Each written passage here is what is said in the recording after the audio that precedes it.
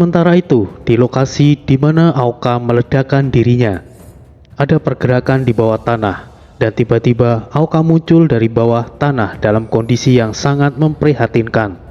Seluruh kujur tubuhnya mengalami luka, armornya hancur, hanya sedikit kain yang menempel di celananya. Sial, aku tidak menyangka harus melakukannya, tapi aku harus. Aoka sudah dalam kondisi yang sangat parah. Dia bahkan tidak bisa lagi menggerakkan seluruh tubuhnya. Apakah pada akhirnya aku akan mati juga? Batin Aoka yang sudah tidak berdaya. Ayo cepat, bawa dia ke dalam. Cepat, cepat, ayo cepat. Terlihat samar-samar terdengar suara yang tidak begitu jelas. Aoka dibawa oleh sekelompok orang memasuki hutan.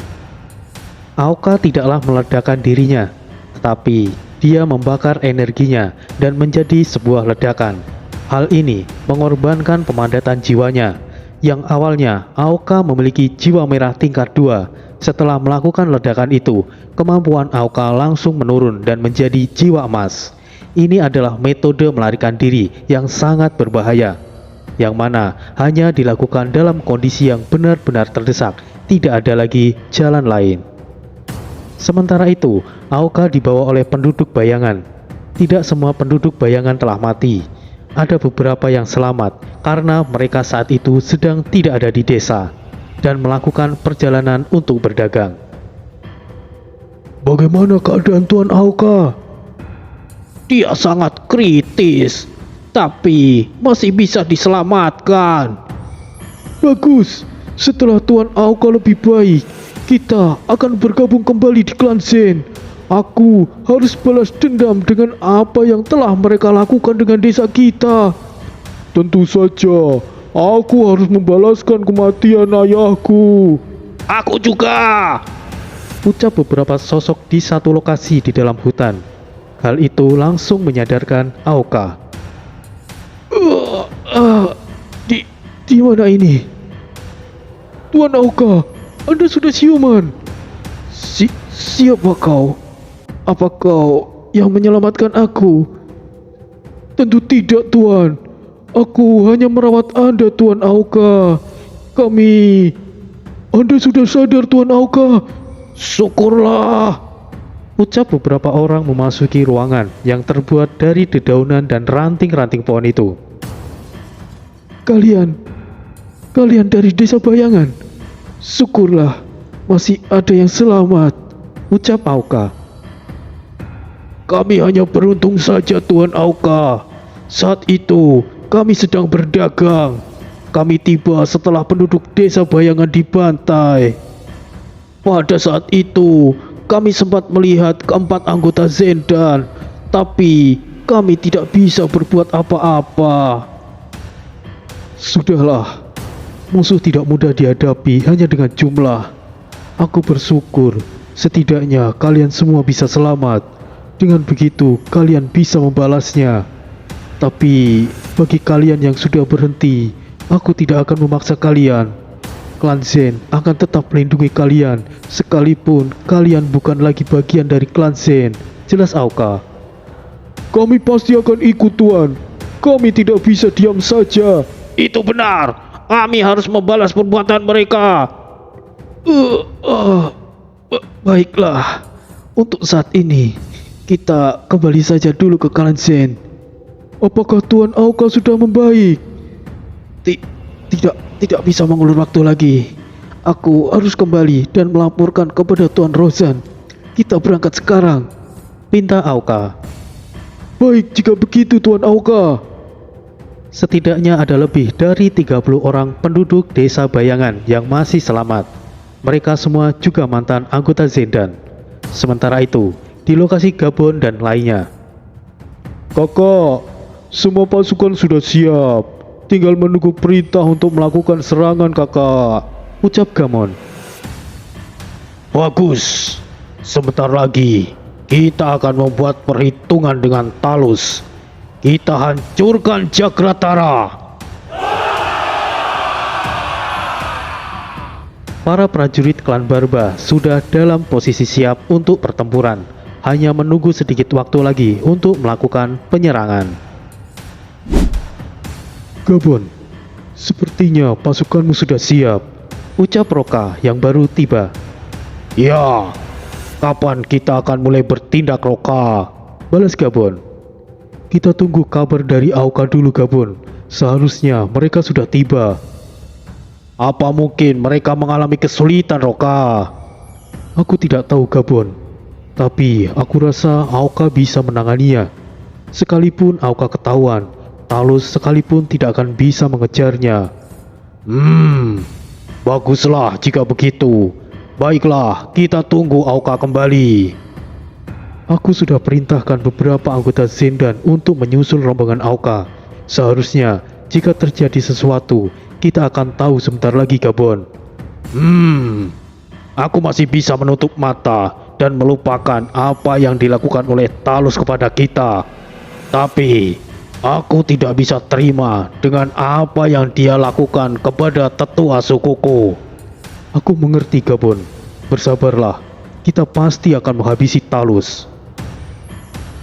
Hanya menunggu waktu dan kabar dari Auka atau anggota Zendan yang Roka kirim secara pribadi. Apapun informasinya, kemungkinan penyerangan tidak bisa dibatalkan. Ini akan menjadi peperangan besar yang mana akan merembet dan melibatkan juga kerajaan Janaloka dan Jaladi. Dan satu lagi, pasukan aneh penghuni Padang Kematian. Di alam semesta Kerinci, ada satu tempat misterius yang bernama Padang Kematian. Tempat ini adalah tempat yang tandus, lokasi terburuk di alam Kerinci. Di sana juga terdapat keberadaan asing yang kuat. Makhluk manapun yang memasuki wilayah Padang Kematian ini tidak akan pernah bisa kembali. Konon, di Padang Kematian ini ada sekelompok makhluk asing yang cukup kuat. Bahkan penguasa Jagratara Talus enggan dan takut memasuki wilayah ini. Sebab Padang Kematian dipercaya dihuni oleh malaikat merah pencabut nyawa. Begitulah makhluk alam Kerinci menyebutnya. Dan sebagian juga mengatakan bahwa Padang Kematian adalah tempat para makhluk dari kaki tangan iblis. Padang Kematian adalah daratan berpasir yang mana memiliki udara hitam pekat dengan pasir berwarna hitam kemerahan. Banyak yang mengatakan bahwa penghuni Padang Kematian akan bertindak saat titisan sang iblis berikan perintah. Sementara itu, rombongan Ki Sabto sudah mulai bergerak untuk memasuki wilayah alam Kerinci. Oh, ini kaget, Hall. Meskipun aku sudah beberapa kali kemari, aku baru punya kesempatan sekarang ini untuk memasukinya. Ya, ada beberapa perbedaan daripada dulu. Ucap Ki Sabto. Apakah guru besar pernah kesini sebelumnya? Tanya Ki Joyo. Itu sudah lama sekali, Ki Joyo. Dahulu tempat ini dijaga oleh kenalan lamaku. Dia adalah orang yang dipercaya untuk menjaga tempat ini setelah meninggalkan padepokan. Maksud Anda, orang itu adalah rekan Anda, guru besar? Salah satu pendiri padepokan? Ya, itu benar, Ki Joyo. Tapi sepertinya dia sudah lama meninggal. Aku bahkan tidak tahu di mana jasadnya. Tapi seseorang yang paham tentang pusaka Raja Kayo sebetulnya hanya segelintir orang saja. Aku sempat menduga itu ada kaitannya dengan rekanku dulu. Tapi jika dipikir lagi itu mustahil. Lagi pula, sosok seperti dirinya tidak membutuhkan pusaka-pusaka dari Raja Kayo. Jelas Ki Sabto. Pak D, ada kemungkinan Jahanam yang mencuri pusaka Raja Kayo adalah muridnya atau mungkin anaknya. Sahut Bon. Ya, kau mungkin benar, Bon. Hanya itu dugaan kuatnya. Semoga saja tidak ada yang lebih merepotkan dari itu. Tapi Jika yang mencuri adalah anak dari orang yang Anda maksud itu, aku rasa kurang tepat. Sebab aku masih bisa sedikit melihat sosok itu. Meskipun dia cepat, aku juga cepat. Mataku masih bisa menangkap sosok itu. Dia adalah seorang pria tua yang sepertinya seumuran dengan Anda. Sahut Engon. Pria tua sepertiku. Apa kau yakin, Engon? Ya, aku yakin sekali itu. Tidak ada yang bisa lepas dari penglihatanku. Balas Engon. Apa kau sudah memastikan bahwa sosok itu asli? Atau hanya perubahan wujud saja? Jika itu sih, aku tidak bisa memastikannya. Bisa jadi itu hanyalah wujud samaran. Selain cepat, sosok itu juga sangat kuat dan gesit. Aku rasa jika dia orang tua, aku yakin dia tidak akan memiliki kecepatan seperti itu. Sahut Pangcer. Aku setuju dengan Pangcer. Setidaknya sosok itu adalah manusia berumur sekitar 40 tahunan kurang lebih. Maung menegaskan. Ya sudah. Kita akan tahu nanti. Sekarang, mari kita masuk dulu dan cari keberadaan orang itu, kata Ki Sabto. Rombongan Ki Sabto kemudian memasuki gate hall. Wilayah mana yang akan mereka tuju? Kini perjalanan mereka akan dimulai. Sementara itu, di lokasi Gabon dan Roka, mereka sedang mengadakan pertemuan para pimpinan dan para komandan di setiap klan, mendiskusikan untuk melakukan penyerangan. Menurutku, waktunya sudah pas. Tinggal menunggu kita bergerak saja, ucap Bakara. Langsung saja serang mereka. Aku sudah gatal ingin baku hantam. Sahut Gamon. Kita tunggu Auka, jangan bergerak terlalu cepat. Leluhur, jika saja kita mengerahkan seluruh prajurit dari buku jiwa, aku rasa akan lebih mudah. Kenapa kita hanya bergerak hanya klan Barba dan juga klan Zen saja? Ucap Orza, kepala suku klan Barba saat ini. Orza, masalah ini tidak ada urusannya dengan klan lainnya, terutama klan Singa Terbang yang didirikan oleh penguasa.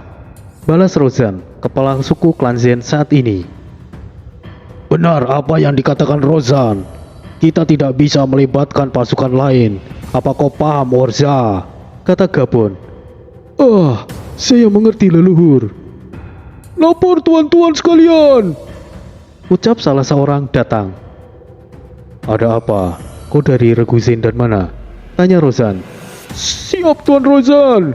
Saya adalah anggota yang sudah tidak aktif, bagian dari Regu Bayangan. Saya ingin melaporkan hal penting pemimpin. Tuan Auka dalam kondisi terluka parah, saat ini sedang menuju kemari. Apa yang sebenarnya terjadi? Roka menghampiri.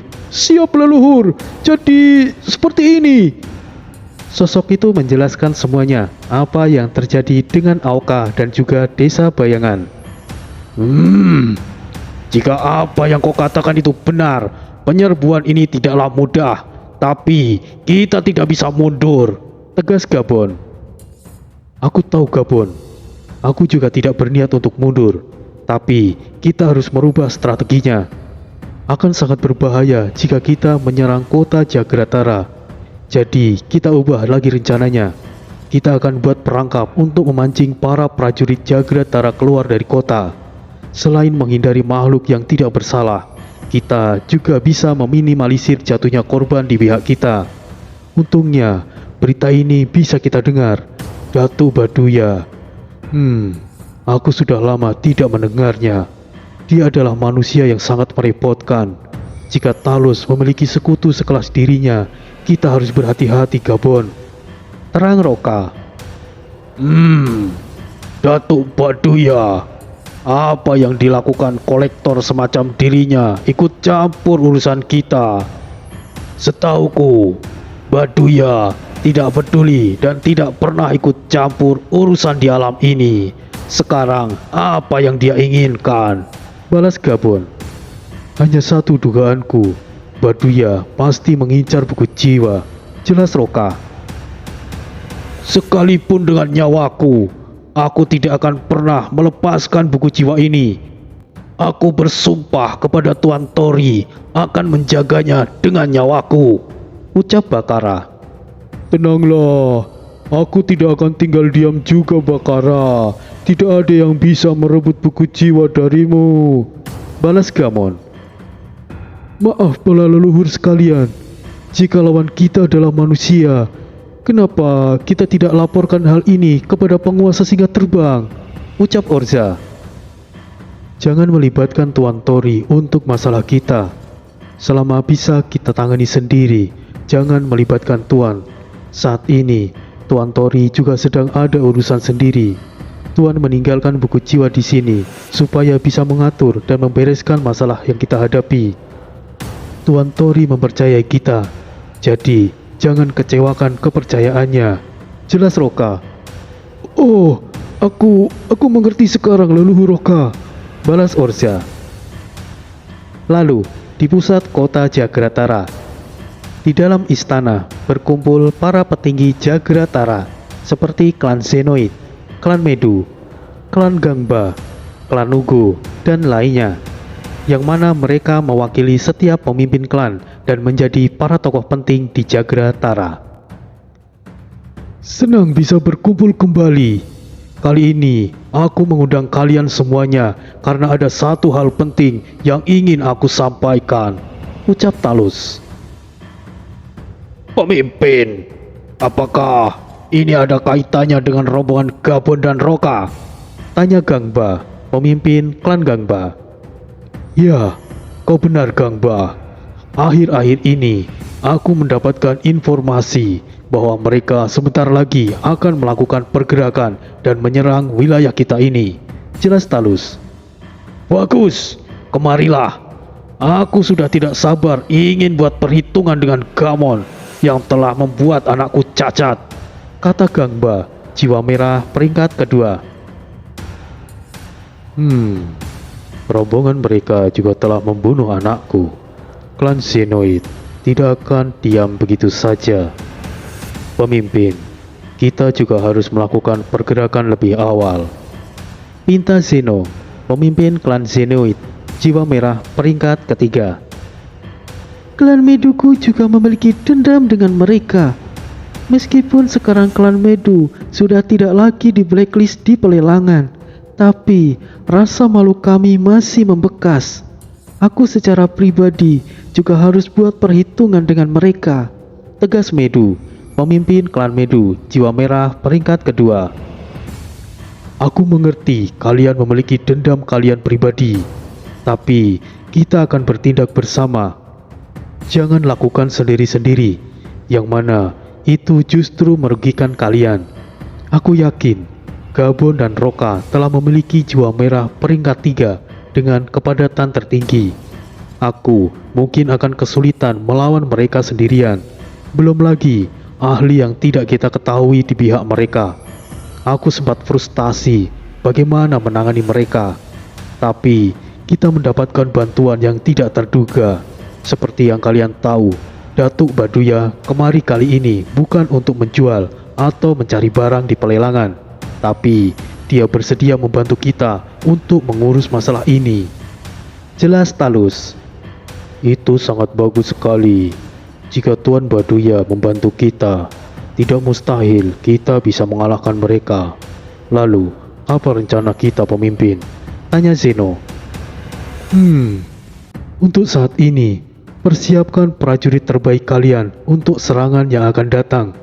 Jangan menahan diri, atau kalian akan mengalami kerugian juga. Pinta Talus. Kami, klan Bangba, sudah bersiap sebelum pemimpin berikan perintah. Klan Medu juga sudah bersiap. Klan Zenoid telah bersiap. Klan Nugu juga bersiap. Kami juga bersiap, ucap para petinggi Jagratara. Bagus, saat waktunya tiba, masing-masing dari kalian akan memimpin pasukan kalian. Kita akan menyambut kedatangan mereka. Sementara itu di tempat lain, masih di kawasan Jagratara. Kacau, Kupeng, Cadik, dan Alius. Siap, Master. Kali ini, jangan mempermalukan aku. Tugas selanjutnya kalian adalah mendapatkan buku jiwa. Tidak peduli bagaimana kalian mendapatkannya. Saat perang berlangsung, kalian mulailah bertindak. Siap, Master. Kami tidak akan mengecewakan Anda. Balas Kanju mewakili. Sementara ini, kalian tetaplah di sini dan bergeraklah jika sudah waktunya. Aku akan pergi sebentar. Master, ingin kemana? Tanya Alius. Hehehehe. Aku akan menyapa penghuni padang kematian. Selama aku pergi, kalian bebas melakukan apapun. Tapi ingat, jangan bertindak hal yang memalukan. Kalian membawa nama Baduya, ingat itu. Kami paham, Master. Ucap Alius. Hehehehe. Baduya langsung melesat pergi. Kira-kira apa yang guru lakukan ya? Kupeng menebak-nebak. Untuk apa kita tahu? Ada hal yang boleh dan tidak boleh kita ketahui tentang Master. Dan mulailah memanggil Master. Balas Kanju. Yo, aku mengerti Kanju. Sekarang, apa yang akan kita lakukan?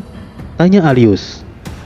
Bukankah Master sudah mengatakan kita bebas melakukan apapun? Aku mending mau tidur saja dan bermalas-malasan.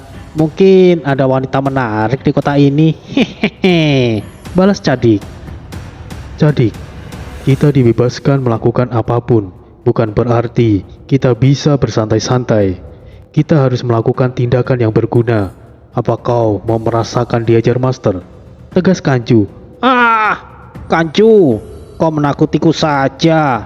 Lalu apa yang akan kita lakukan? Tanya Cadik. Kita akan mengumpulkan informasi terkait klan Barba dan Zen. Kita tidak bisa menunggu penyerangan itu terjadi. Kita harus berinisiatif untuk melakukan tindakan. Ini adalah ujian dari Master. Kita dibebaskan untuk melakukan sesuatu. Bukan berarti kita harus bersantai juga. Mungkin ini adalah tes agar kita bisa memanfaatkan waktu yang baik yang diberikan oleh Master. Jelas Kanju. Aku setuju denganmu Kanju. Balas Alius. Lalu, apa yang akan kita lakukan? Tanya Kupeng. Ayo, kita pergi mengintai. Kita tidak akan bertindak kecuali terpaksa. Tidak perlu mengulur waktu lagi. Kita bergerak sekarang. Pinta Kanju. Para murid Baduya juga melakukan tindakannya sendiri. Perang besar akan segera terjadi. Ini akan menjadi hal sulit bagi Gabon dan Roka. Akan tetapi, perang tidak bisa untuk dibatalkan. Udara panas menyelimuti seluruh wilayah padang kematian, menciptakan fata morgana yang menyebar di tempat yang luas. Sosok lelaki tua berjalan dengan cepat seperti berlari, namun setiap langkahnya terlihat sangat pelan. Sosok tua itu adalah Datuk Baduya. Baduya berhenti di tengah-tengah padang pasir yang berwarna merah itu. Sesekali perhatikan sekelilingnya sambil mengelus jenggotnya dan tersenyum sinis. Hehehe. Aku sudah ada di sini. Kenapa kalian tidak muncul?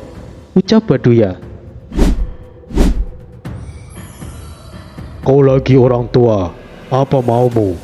Tanya sosok bersirah merah. Muncul diikuti beberapa sosok yang serupa.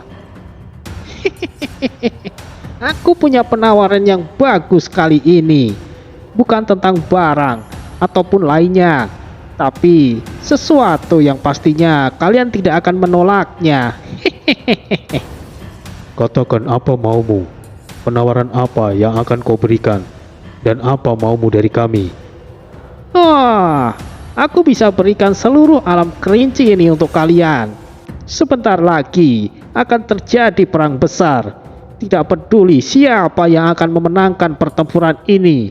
Saat pemenangnya dipastikan, kalian bisa bergerak untuk mengambil alih wilayah ini. Kenapa aku harus mempercayaimu manusia tua? Ya, karena aku tahu kalian telah membuat kesepakatan dengan Talus, bukan?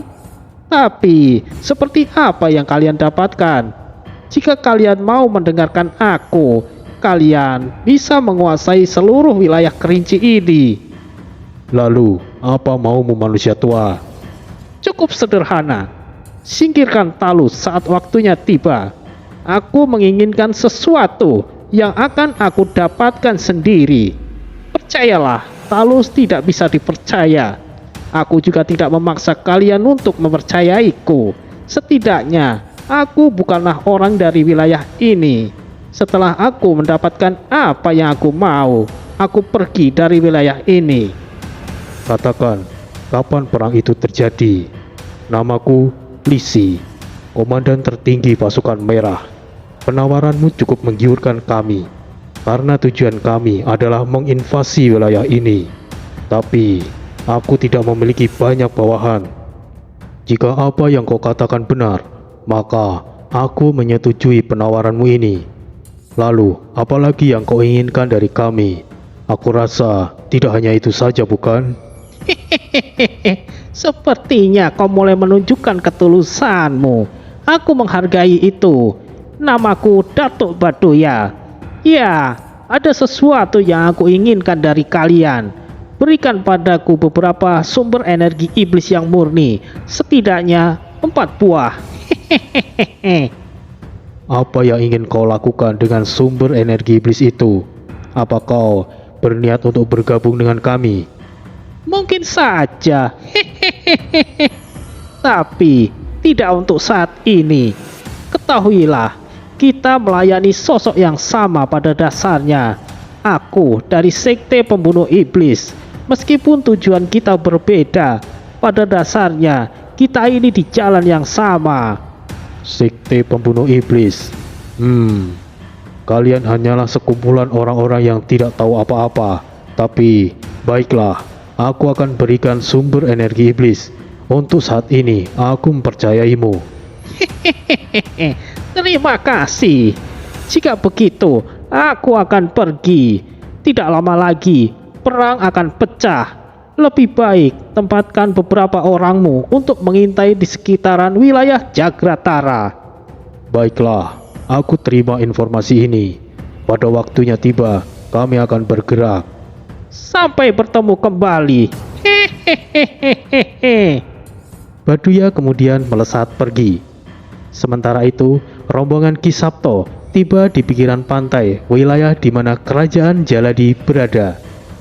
Oh, menyenangkan sekali tiba di alam yang memiliki keindahan laut yang semenakjubkan ini, ucap Ki Sabto. Sepertinya kita tiba di tempat yang dulu, Tuan Bon, ucap Liwung. Ya, kau benar Liwung. Ini akan menjadi lebih mudah.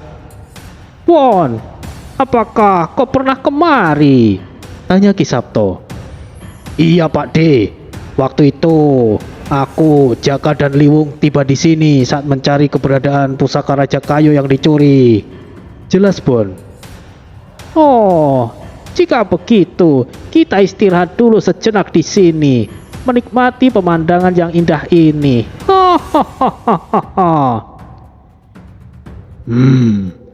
Kita tidak memiliki banyak waktu.